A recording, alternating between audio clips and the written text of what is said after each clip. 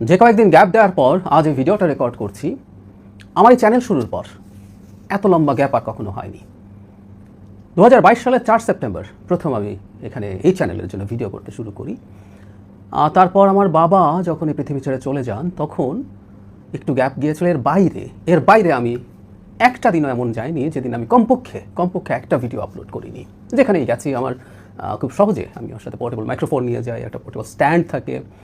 So it's very easy for me. এবং আপনারা খেয়াল করছেন আমি কোনো মেজর এডিটিং, মেজর জাঁকজমক করছি না আমার ভিডিওর লুকটাকে বেটার করার জন্য। ফলে এটা বন্ধ হয়নি। এবং আপনারা এই বন্ধের সময়টাতে অনেকে বলছেন আমার ভিডিও মিস করছেন।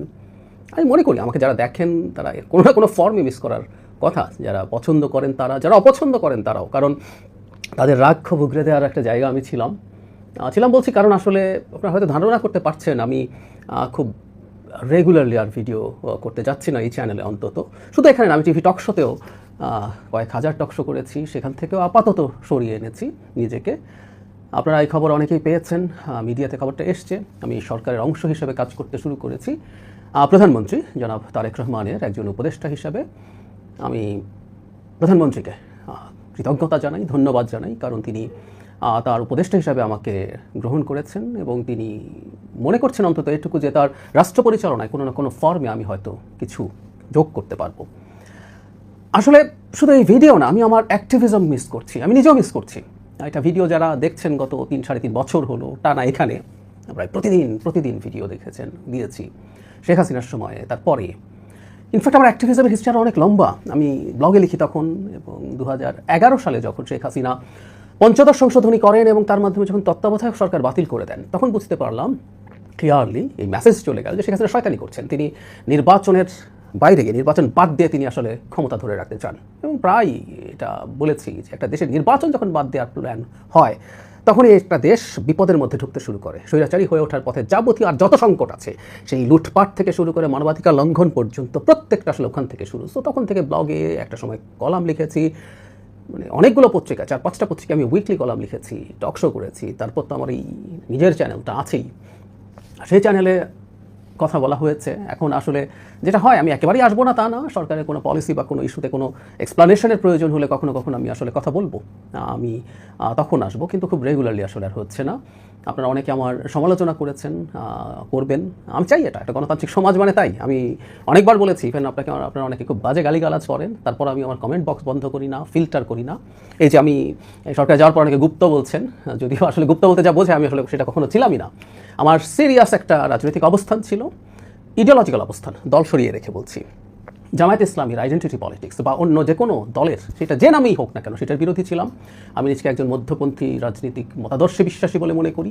এবং আমি এই ধরনের পাবলিক মন্তব্য আমার আছে যে বাংলাদেশের ভবিষ্যতের জন্য, একটা গণতান্ত্রিক বাংলাদেশের জন্য শেখ হাসিনার পতন এবং পালিয়ে যাওয়ার পর বিএনপি ছাড়া আসলে কোনো অপশান নেই।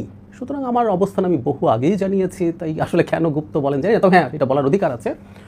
বলবেন আপনারা, বলে যদি আপনাদের ভালো লাগে বলবেন। কারণ গুপ্ত যেহেতু আমরা বলেছি একটা সময়, আপনাদের এটা পাল্টা ফিরিয়ে দেওয়ারও হয়তো সুযোগ আছে, দিতেই পারেন।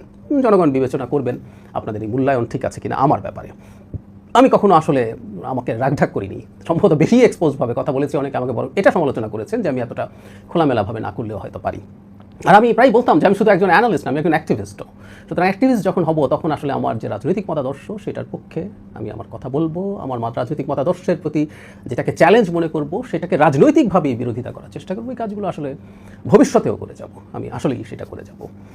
যাই হোক, একটা অপশন এসছে, একটা সুযোগ এসছে সরকারের মধ্যে থেকে কাজ করার। আমার মনে হলো সুযোগটা একটু দেখা যাক, যতটা সম্ভব সরকারের মধ্য থেকে কিছু করার চেষ্টা করব।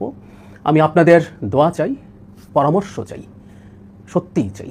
আমি এটাও বলেছি বহুবার, বাংলাদেশের ভবিষ্যতের জন্য, একটা গণতান্ত্রিক বাংলাদেশের ভবিষ্যতের জন্য আমি বিএনপিকে সফল হতেই হবে বলে মনে করি।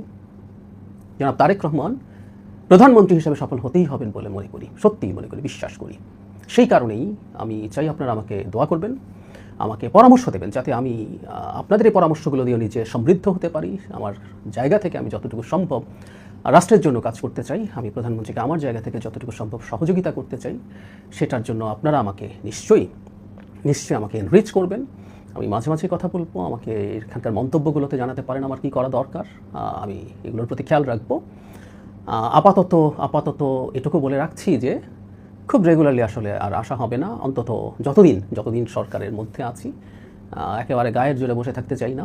যদি মনে করি কন্ট্রিবিউট করতে পারছি তাহলে থাকবো, এবং সেই সময়টুকুতে এইভাবে আসলে আর আসা হবে না। মাঝে মাঝে আসবো। আবারও বলছি যে সরকারের কোনো ইস্যুতে মাঝেই দেখা যায় বেশ সিরিয়াস ডিবেট তৈরি হয়েছে। রাষ্ট্রপতির একটা ইন্টারভিউ নিয়ে প্রচুর শোরগোল হচ্ছে দেখলাম, সেটা নিয়ে এরকম আরও কিছু ইস্যু নিশ্চয়ই সামনে আসেই সরকারের হয়ে কথা বলবো। কথা বলা মানে এই না যে সরকারের সব কিছু সাফাই গাওয়া। এই সরকার বা দুনিয়ার কোনো সরকার শতভাগ নিখুঁত কিছু না। এমনকি সরকার হয়ে কখনো ক্ষমা চাইতে আসবো, কারণ সরকার ভুল করবে, সরকারের ভুল করারই কথা। বাংলাদেশের মতো একটা জটিল দেশে, যা বাংলাদেশের মতো একটা খুবই টাফ জায়গায়, বিশেষ করে শেখ হাসিনা যখন এই দেশের প্রতিটা ইনস্টিটিউটকে ধ্বংস করে দিয়ে চলে গেছেন, সেই জায়গায় রাষ্ট্র পরিচালনার অত্যন্ত টাফ একটা সময়ে বিএনপি রাষ্ট্র পরিচালনার দায়িত্বে এসছে, জনাব তারেক রহমান প্রধানমন্ত্রীর দায়িত্বে এসছেন। এই সময়টাও আপনাদেরকে একটু বিবেচনা রাখার কথা বলবো। সুতরাং কিছু ভুলভ্রান্তি হবে, সেটার জন্য কিছুটা সময় একটু দেওয়া, সমালোচনা তো করবেনই। যদি আমরা দেখছি সরকারের 100 দিনে যে হানিমুন পিরিয়ড, সেটাও ফলো করা হচ্ছে না, তারপরও সেটা করবেন। কিন্তু সফল হওয়া দরকার, মানে এনি গভর্নমেন্ট, মানে বাংলাদেশের কোনো সরকার সফল হওয়া মানেই হচ্ছে জনগণের ভালো হওয়া। আমরা যারা এই দেশে থেকে যেতে চাই, এই দেশে ছিলাম, আমরা যারা এই দেশ ফেলে চলে যাইনি, চলে যাওয়ার ইচ্ছে নেই, সেই মানুষগুলোর আসলে খুব সিরিয়াসলি চিন্তা করা দরকার যে দেশটাকে কীভাবে ভালো করে তোলা যায়, কীভাবে সরকারকে সফল করে তোলা যায়। যদি না আমাদের একেবারেই ভিন্ন কোনো মতাদর্শিক অবস্থান থাকে যে গায়ের জোরে সরকারকে ব্যর্থ করে দিতে পারলে আমার অন্য কোনো লাভ আছে, তার বাইরে।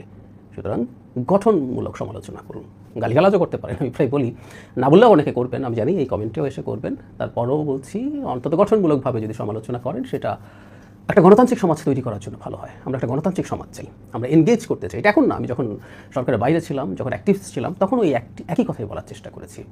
তো আমাকে দোয়া করবেন এবং অবশ্যই পরামর্শ দেবেন।